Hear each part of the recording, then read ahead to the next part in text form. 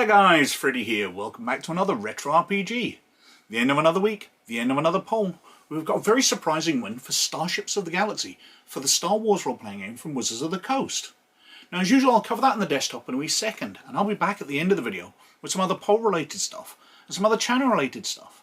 But before I do that, I'd like to take a moment to talk about my Patreons, who this week I have been advised are 22% better looking than non-Patreons. Now, there's no way I can say those two things are connected, but I leave the decision up to you. Now, if you'd like to become one of these Patreons and help the channel out and gain access to these videos a week early and gain access to one of the other levels of patronage we've got, then there's a link in the description down below. If you check it out, it'll be very much appreciated. But anyway, let's have a look at Starships of the Galaxy. So, this is Starships of the Galaxy. It's for the Star Wars role-playing game, and it's from Wizards of the Coast, and it came out in 2001. So it's for the 3rd edition, the D20 version, the version based on 3rd edition Dungeons & Dragons that Wizards of the Coast brought out, before Saga, although they're fairly similar. And it's a guidebook to various starships. Now where this differs slightly from the West End Games stuff, is the West End Games stuff was populating the galaxy with things from design sketches and from novels. Whereas by the time this came out, episode 1 had already been released. So we were starting to get new ships which had been seen in a new Star Wars movie.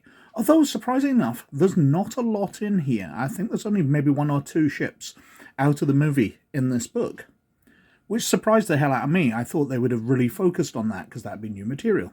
But anyway, let's have a look at the back cover. Don't worry, she'll hold together. Pulling off daring maneuvers in deadly space battles, tear across hyperspace on urgent missions. Starships allow heroes to find action and adventure throughout the galaxy as they travel from the deep core to the outer rim and beyond. They're also the means by which villains spread fear, crime and control to countless systems in between.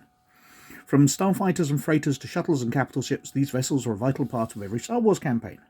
We've got complete rules for building or modifying any size starship, create signature crafts as deadly as the heroes and villains who pilot them, statistics for an entire fleet of new and expanded universe ships, including personalized crafts such as the Executor and Jade Saber.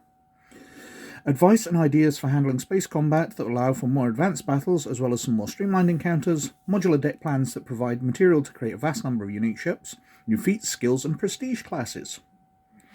And that's kind of what it's got in it. It's a nicely fleshed out book, even though it's not massively thick. Inside, well, we've got Turn of the Millennium style desktop publishing. It's nicely done. Wizards of the Coast definitely didn't bother too much with cluttered backgrounds, as many of the publishers did. We've got sort of complex borders there. I think they're the engines off a Y-Wing fighter? No, they don't have the extension bits, but the fronts look like the engines off a Y-Wing fighter. And we've got the credits page, we've got a contents page, and an introduction explaining how Starships are an integral part of the Star Wars universe, how to use this book. And then we're straight into designing starships. And it goes through the different features, so you choose the ship size, from colossal down to fine, using the scales which are kind of compatible with 3rd edition Dungeons & Dragons. So absolutely massive ships, they have a size modifier, so they are easier to hit, but they have damage reduction. So you need to do a certain amount of damage to them before any of that takes. Got the class sizes, basic armor, the size in meters, and the mass in metric tons. Got things like automation, so the size of the crew you can have. Got life support, how many people it supports. Stowage, how much cargo it can carry. Life support systems, consumables, hyperdrives, going right down to 0.5 like the Millennium Falcon. We've got ion drives, so the sublight engines. Got shields and superstructure. Basically you are selecting these and it's coming up with a certain amount of construction points.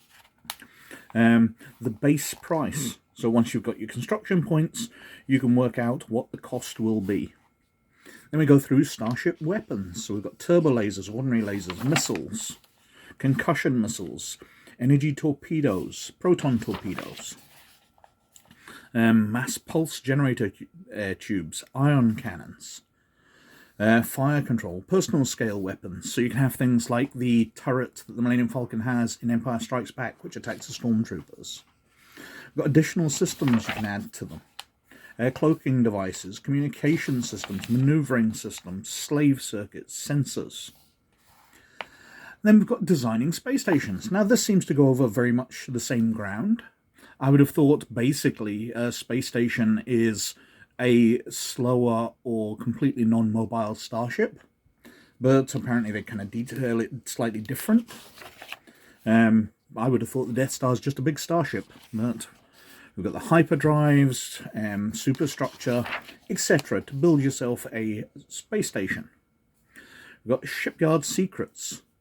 So, different shipyards, you know, the Alderaan's Royal Engineers, Free Tech, Gallifrey Yards, Sorosub, Kuat Drive Yards, etc. We've got Black Market. How to modify ships, design modifications, how much it costs and how difficult it is. Downgrade the ship. Starship maintenance just to keep it running.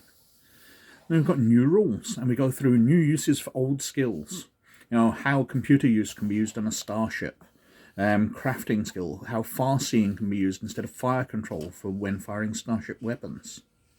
Forgery, repair, just going through different things. We've got new feats, so gunner, expert gunner, etc. New force feats. We've got prestige classes, the blockade runner. Deep space pilot, master gunner. Naval officers. Then we go through starship combat on how it's detailed. You know, clarifications and making it a little easier. I remember that in D20 starship combat wasn't terribly well handled, so they flesh it out a lot here. I still remember it being a bit clunky, but I don't think we use these rules a lot. Streamline starship combat. Then we've got stuff about adventures in space. So, give everyone something to do, which I find fantastic. The Star Trek Adventures role-playing game is very good at that. Finding something for everybody to do on the starship. So it's not just the pilot doing something and the gunner doing something, as happens quite a lot in the West End Games one. You would have people who are good at space combat and they'd do everything when you're on the starship, and the people who are good with a blaster and all that would sit around. Then we're going to styles of adventure. We've got space battles, search and destroy, travel and space hazards, expenses, capital ships and mobile space stations, generic opponents and allies. So we've got things like a capital starship captain, docking authority officer, freighter captain, and all the stats for them here, port drifter. Then we've got starship maps. So these are sections of a starship which can be used, so you could piece these bits together on something like the curved hull of a Millennium Falcon. A capital ship could have staterooms and engine rooms and a small fighter bay. Got different cockpits you can use for different sizes of vessels, including sort of large bridge for 9 crew. A space transport, using some of these sections to show how they piece together. We've got typical capital ship edges, although it seems to be spelt as badly as I'm pronouncing things at the moment. Imperial detention blocks. A small docking bay. I'm sure I've seen this in a adventure that was Wizards of the Coast published round about the time they reused this map. One of the Edge of the Empire adventures.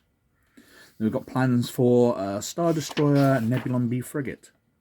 And then we're going into the starfighters themselves. Now, I'm not a massive fan of the art.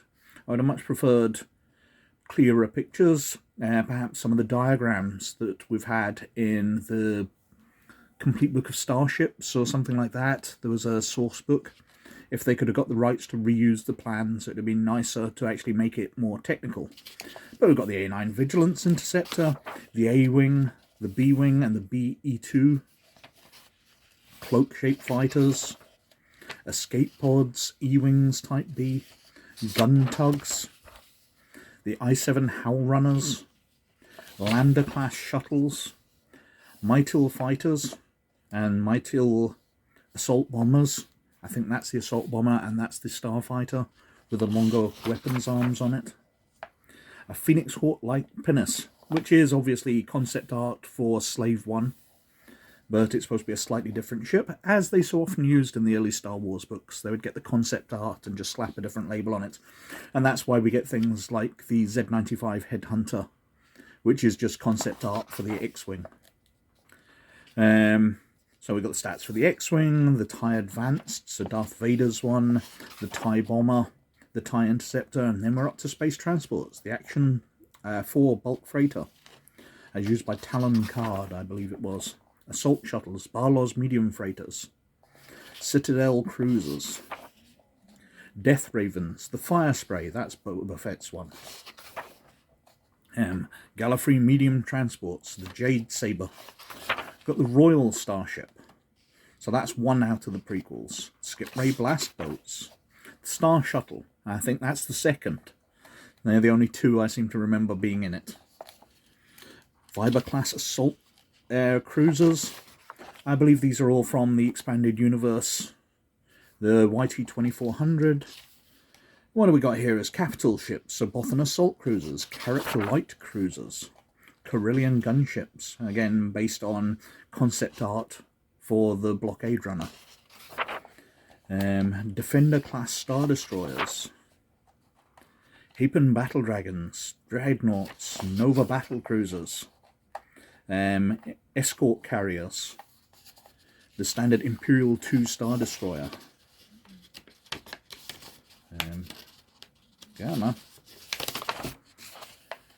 Star Galleons, Immobilizer, the Gravity Well Generator, Light Cruisers, which popped up in Rebels, Lancer Frigates, Marauder Corvettes. I believe that was introduced in the Han Solo novels, first of all. The MC-80 Star Cruiser. System Patrol Craft, and that's one of the nicest pieces of art of those I've seen.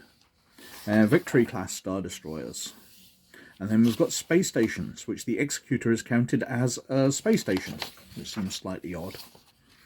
Golan Defense Space Platforms, Skyhooks, Starforge Station, Torpedo Spheres, based on concept work for the Death Star. And then finally, we've got the Starship Control Sheet, basically a character sheet for your starship, because in Star Wars, your starship is going to be a character of its own. And then we've got an advert for Star Wars Gamer magazine. I'm afraid I never had any of those. 6 issues for $22.95. Now, this is an excellent book for the D20 system. It's interesting for other ones. There's a lot of stuff to dig in here, which you could maybe convert back to D6 and make use of, because this is fleshing out some areas. But it's trading over a lot of the D6 ground and a lot of the movie ground. Where we're seeing things we've seen before. It's not terribly fresh and new, but it is a very good resource for the D20 version of Star Wars. So that was Starships of the Galaxy, and that won the poll this week with some 32% of the vote, which surprised me quite a bit, because it's been in the poll a few times before, and it's never came anywhere near that high. But an absolute pleasure, because it's one of the few Star Wars D20 books I've got, and it's a very accomplished book. It was a joy to look through.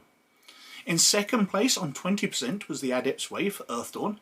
One of my favourite systems, so I'd have loved to have covered that, but alas, not this time. In third place, on 19%, was Road Warriors for Deadlands, Hell and Earth, another system I absolutely adore. In fourth place was the Darklands for Lone Wolf on 18%. Lone Wolf game books were my introduction, so it would have been a joy to look through that. And lastly was the Arms and Equipment Guide for Star Drive Alternity, which came in on 11%. And I'm a recent convert to the Alternity system, and I do like it, so I'd have enjoyed looking through that. But Starships of the Galaxy won, so that's what we've covered. Now, as usual, they're all cleared out of the poll, and we're going over to a Retro Adventures poll. And first up, we've got Your Own Private Idaho for the Price of Freedom RPG. Now, this is the Red Dawn. America's been invaded by the Russians during the 1980s role-playing game. It's pretty tongue-in-cheek, but it's a lot of fun, because it scales between being a role-playing game and being a war game pretty easily. Next, we've got Resection of Time for Call of Cthulhu. Now, this is a modern Cthulhu adventure. I've covered a lot of these, and they are always very high quality. After that, we've got Valley of the Mists for Bushido. Now, this is the oldest adventure I've got physically from 1982. It'd be absolute joy to look through it and see where role-playing was back then. like I've looked at some of the Dungeons & Dragons things recently. Fourth up, we've got Northwest Passage for Cyberpunk, which came out in 1995. Now, I don't know much about this adventure. It seems to be you're going to somewhere very cold, which is funny because I wrote a cyberpunk adventure and ran that fairly recently. So it'd be interesting to see what the professionals did with it. And finally, we've got Hot Rods of the Gods for the Ghostbusters role-playing game from 1986. Now, I've put in Scared Stiffs a few times, and it's never won, but we had a lot of fun covering Ghost Toasties, the first Ghostbusters adventure, which came with a GM screen. So I'd love to cover one of the others. Now, as usual, I've been publishing stuff on DrivethruRPG. This week, I've been doing some various classes for modern settings, but using the 5th edition rules. And I've been doing a compilation of variant types of vampires, which I've been releasing for 5th edition, Shadow Dark and Dragonbane. And I'm going to work my way through variant types of monsters for various ones of these. So I'll be doing werewolves, ghosts, etc. As it's interesting thinking of the different aspects you can bring out. The horrific aspect of vampires, the supernatural aspects, the shape-shifting aspects. You can bring all these out and create complete variants which operate in a slightly different way to surprise your players with. Anyway, they're up on DrivethruRPG, and as usual, they're free to download for patrons of Laird and Librarian status on a shared Google Drive. If you'd like to gain access to them, then join the Patreon at one of those levels. It's linked to down below. And over on RPG Gamer, well, I'm working my way through the High Republic comics. I've finished the first few issues of the ones covering Keeve Trennis, and now I've gone on to the comics which are filling in the Lost Year. And there's a lot of Jedi in these because the story has the Jedi Council summoning all the Jedi back to Coruscant. So there's a load of characters that I'm fleshing out. I've taken about 2 weeks to work my way through one issue. Hopefully I should speed up as I go through this 4-part series. But anyway, as usual, I've been wittering on for quite long enough, so thank you very much for watching as always. But most of all, you look after yourselves, and I'll catch you later. Bye now.